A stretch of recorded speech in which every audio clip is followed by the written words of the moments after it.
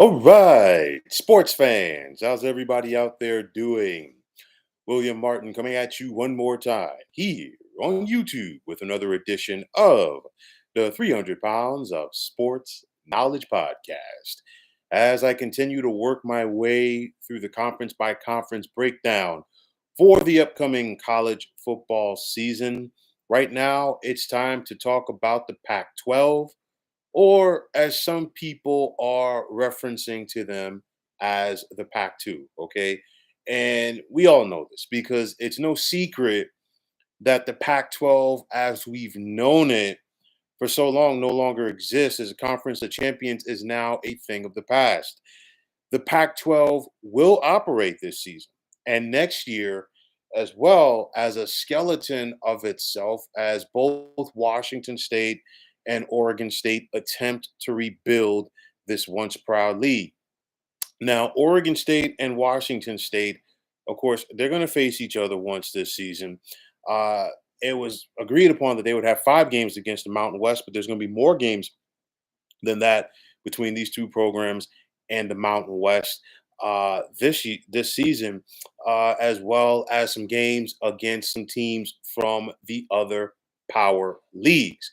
But when it's all said and done, how are things going to work out on the gridiron for the Cougars and the Beavers as they look to either showcase themselves to another league or potentially get some other schools to join them in the new Pac-12? And unfortunately for both Washington State and Oregon State, the teams that they put on the field are going to look drastically different than what they were at the end of the season. It's basically the destruction of the Pac 12 has basically resulted in Oregon State and Washington State theoretically being put on probation, or in some cases, you could say the death penalty.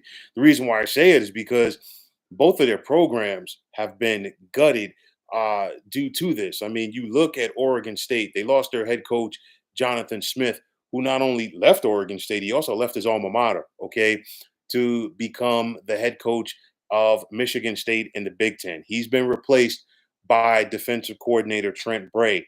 Also, you've got to replace DJ Hewitt quarterback as he transferred to Florida State as he's back in the ACC. So in steps junior quarterback Ben Gulbranson.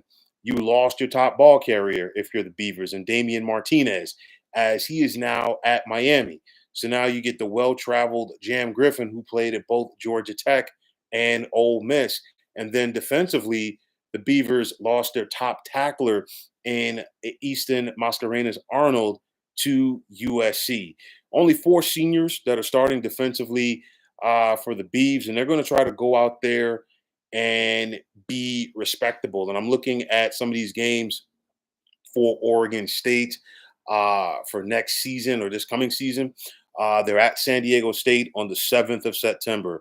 Of course, they get Oregon. They're still going to play the Civil War this time in September, but that's going to be at home for that one. They get Purdue out of the Big Ten on the 21st of September as they're making the trek west.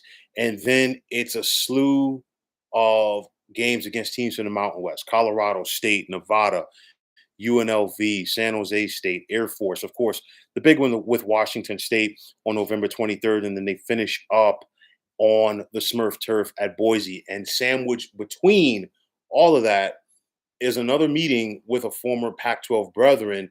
This time, as Oregon State will make the trip to Berkeley on the 29th or the 26th of October, rather, to take on Cal. And then for Wazoo, I mean, things unraveled so quickly last year for the Cougars. They won their first 4 games of the season before they would drop 7 of their final 8 to finish the year. And like I said, with Oregon State, Washington State, they've had to deal with their fair share of defections as well. Sophomore quarterback John Mateer is going to attempt to replace quarterback Cam Ward, who transferred to the University of Miami. You got 1 senior and you got 4 juniors on the offensive line. So that cohesion should help Washington State this season. Also, keep an eye out for senior outside linebacker Kyle Thornton. And for head coach Jake Dickert, he's got his work cut out for him as he looks to make Washington State respectable. They got Texas Tech at home. on the 7th of September. That's a big game for the Cougars. Then in Seattle on the 14th of September, they get it on with Washington in the Apple Cup. And then, like I said, the same case for Oregon State. It's the same thing for Washington State as they are going right down the list and facing some programs in the Mountain West. San Jose State, they're at Boise, they're at Fresno State, Hawaii, at San Diego State, Utah State, New Mexico, of course, the showdown with Oregon State, and then finishing the season at home against Wyoming. It's one of those, and like I've talked about it before, when with Oregon, pardon me, with Washington State and Oregon State, as they're looking to keep this thing afloat. You have the working relationship with the Mountain West, and you got to go out there first and foremost and take care of your business on the football field each and every Saturday. But on top of that, I do truly believe that Oregon State and Washington State's best opportunity for long term viability to me is just to merge with the Mountain West. Okay. Make it a 14-team league. I think it's workable. I think, you would then have you would still have some type of footprint and some type of presence on the West Coast. And like I have said, even going back to last year, all of these kids are not going to want to travel across the country to play in sports. And if you can still have some type of footprint within the West region, I think it's going to help you long term. You're not going to get the money, okay, that the power leagues are going to get. Totally understandable. And everybody involved has to understand that. Of course, for Oregon State and Washington State, they've been pretty compensated pretty well after the settlement with the departing schools from the Pac-12. But nonetheless, I think, in my opinion, okay, that is their best logical answer long term. And then also, they're going to go out there. It's going to be an us against the world mentality this year, but they've got to go out there and get their respect on the football field each and every Saturday. Will it happen? We've got to wait and see. But nonetheless, I do expect both Wazoo and Oregon State to hover around the 500 mark this season. It's one of those where both of these programs, it's almost like they're starting over. The conference is not the same. On top of that, they lost so much talent, whether it's coaches or players as well, from last year's squads. I mean, you think about what Oregon State was last year. They finished 8-5 rather, and late in the season, they still had an opportunity to get to the Pac-12 championship game. They were ranked for a bulk of the season. Washington State themselves was ranked earlier in the season in 2023 as well. But nonetheless, let's see what both of these programs can do. They're banding together. They're trying to save this league. And let's see what the Beavers and Cougs can do on Saturdays on the gridiron this fall. So, folks, that is going to wrap it up. And as always, I want to take this time out to thank all of you for tuning into the 300 Pounds of Sports Knowledge podcast here on YouTube.